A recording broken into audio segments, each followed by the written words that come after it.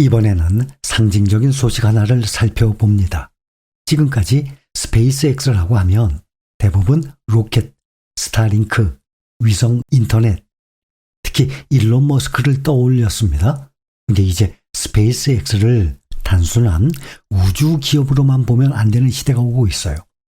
스페이스X가 기업 공개, IPO를 앞두고 완전히 새로운 정체성을 시장에 보여주고 있습니다. 바로 AI 인프라 기업이에요. 더 정확히 말하면 AI 컴퓨팅 파워를 빌려주는 초대형 클라우드 기업으로 변하고 있다는 겁니다. 이번에 공개된 내용의 핵심은 이거예요. 구글이 스페이스X로부터 AI 데이터 센터 용량을 빌리기로 했습니다. 계약 규모가 매달 9억 2천만 달러입니다. 우리 돈으로 대략 한 달에 1조 4천억 원의 금액이에요. 계약 기간은 2026년 10월부터 2029년 6월까지. 구글은 이 계약을 통해서 엔비디아 GPU 약 11만 개와 CPU, 메모리, 기타 인프라를 포함한 컴퓨팅 자원을 사용하게 됩니다. 이 내용은 스페이스X가 미국 SEC에 제출한 자료에도 들어가 있습니다. 근데 여기서 더 놀라운 것은 이게 첫 번째 계약이 아니라는 점이에요. 이미 엔트로픽도 스페이스X의 콜로서스 데이터 센터 컴퓨팅 용량을 사용하는 계약을 맺었습니다. 엔트로픽은 2029년 5월까지 매달 12억 5천만 달러를 지급하는 구조예요. 그래서 구글과 엔트로픽 계약을 합치면 스페이스X가 AI 컴퓨팅 임대만으로 연간 260억 달러, 약 40조가 넘는 매출을 만들 수 있는 구조가 됐어요.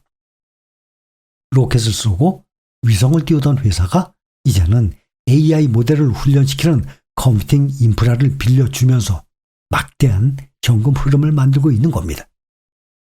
이게 왜 중요하냐면 지금 AI 시대에 진짜 병목이 무엇인지 보여주기 때문이에요.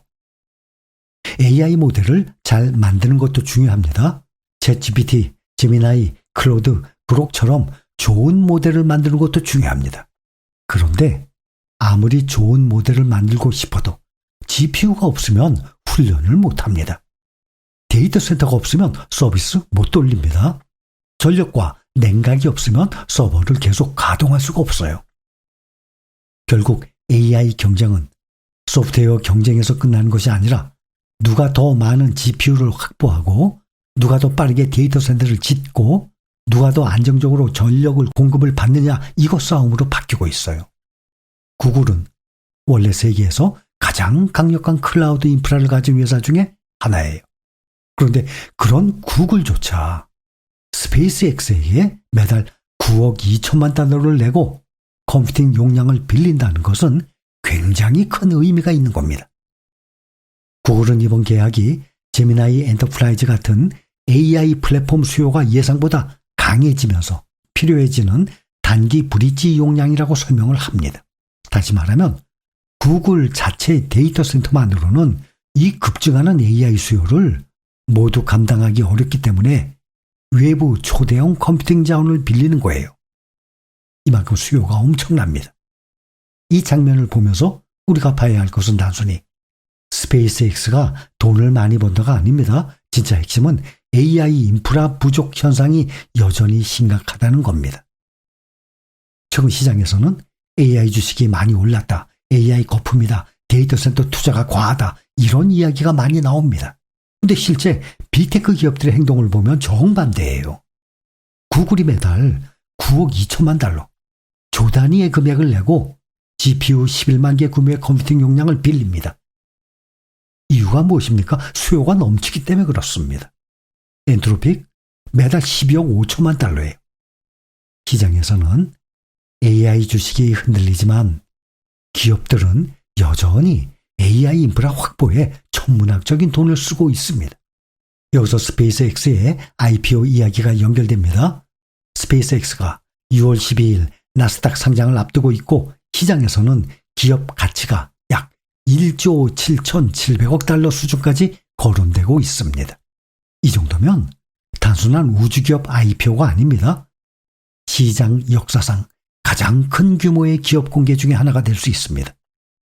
투자자들은 성장 스토리를 좋아하지만 단순한 꿈만으로는 당연히 부족하죠. 실제 계약, 실제 매출, 실제 현금 흐름이 필요합니다. 구글과 엔트로픽 같은 초대형 고객이 매달 수십억 달러에 가까운 돈을 지급하는 계약을 맺었다면 스페이스X는 IPO 투자자들에게 훨씬 더 강한 이야기를 할 수 있는 거예요. 우리는 미래의 돈을 벌 회사가 아니라 이미 AI 컴퓨팅 임대에서 대규모 매출을 만들고 있는 회사다. 이 메시지가 굉장히 강력한 겁니다. 하지만 또 이 뉴스에는 장밋빛만 있는 건 아닙니다. 계약 조건을 보면 구글은 스페이스X가 2026년 9월 30일까지 약속한 GPU 용량을 제공하지 못하면 계약을 해지하거나 월 사용료를 낮출 수 있다고 했습니다. 그리고 2026년 12월 31일 이후에는 양측 모두 90일 전에 통보하면 계약을 종료할 수 있습니다. 다시 말해 이 계약이 무조건 2029년까지 확정된 매출이라고 단정하면 안 됩니다. 스페이스X가 실제로 GPU를 제때 공급하고 안정적으로 서비스를 제공해야 이 매출이 유지가 됩니다. 또 하나의 리스크는 AI 부문의 적자예요. 스페이스X의 AI 부문은 막대한 자본 지출을 하고 있고 아직 영업 손실도 큽니다. AI 데이터 센터는 돈을 벌 수 있는 사업이지만 동시에 돈이 엄청나게 들어가는 사업이에요.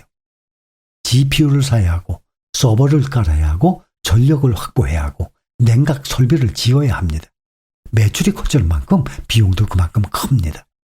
그래서 스페이스X가 AI 인프라 기업으로 재평가받으려면 단순히 대형 계약을 따내는 것을 넘어서 이 사업을 얼마나 높은 수익성으로 운영을 할 수 있는지가 중요해집니다. 많은 투자자들이 AI는 거품 아니냐라고 걱정합니다. 물론 주가는 중간중간 과열돼서 조정을 받을 수 있어요. 엔비디아 얼마든지 흔들립니다. 브로드컴도 조정받아요. AI 데이터 센터 관련주들도 금리와 실적 기대치에 따라서 크게 흔들릴 수 있습니다. 하지만 기업들의 이런 실제 행동을 보면 AI 인프라 수요 여전히 엄청나다는 겁니다.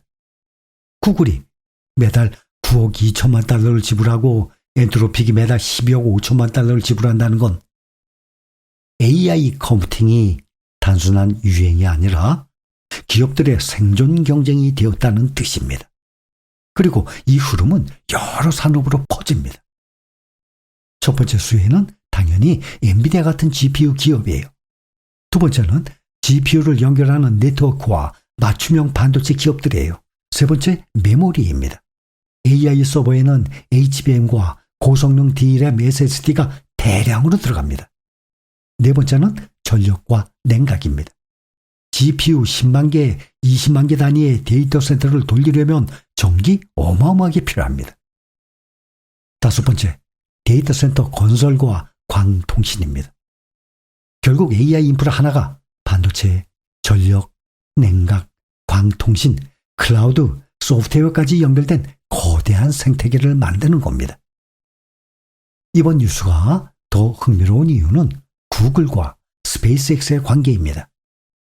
말씀을 드렸다시피 구글의 모회사 알파벳은 오래전부터 스페이스X 투자자였습니다.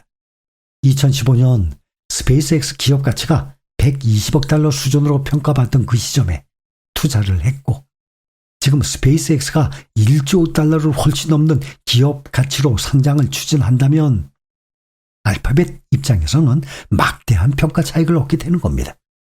즉 구글은 스페이스X의 고객이면서 동시에 초기 투자자이기도 합니다. 여기 또 하나의 큰 그림이 있는데 바로 우주 데이터 센터입니다. 스페이스X는 장기적으로 궤도 데이터 센터, 즉 우주에 데이터 센터를 짓는 구상을 투자자들에게 설명을 하고 있습니다. 지구 데이터 센터는 전력 비용, 부지, 냉각, 환경, 규제, 물 부족 같은 문제에 계속 부딪힙니다. 그런데 우주에서는 태양광을 더 직접적으로 활용을 할 수 있고 장기적으로는 지구의 전력망 부담을 일부 줄일 수 있다는 아이디어가 나옵니다.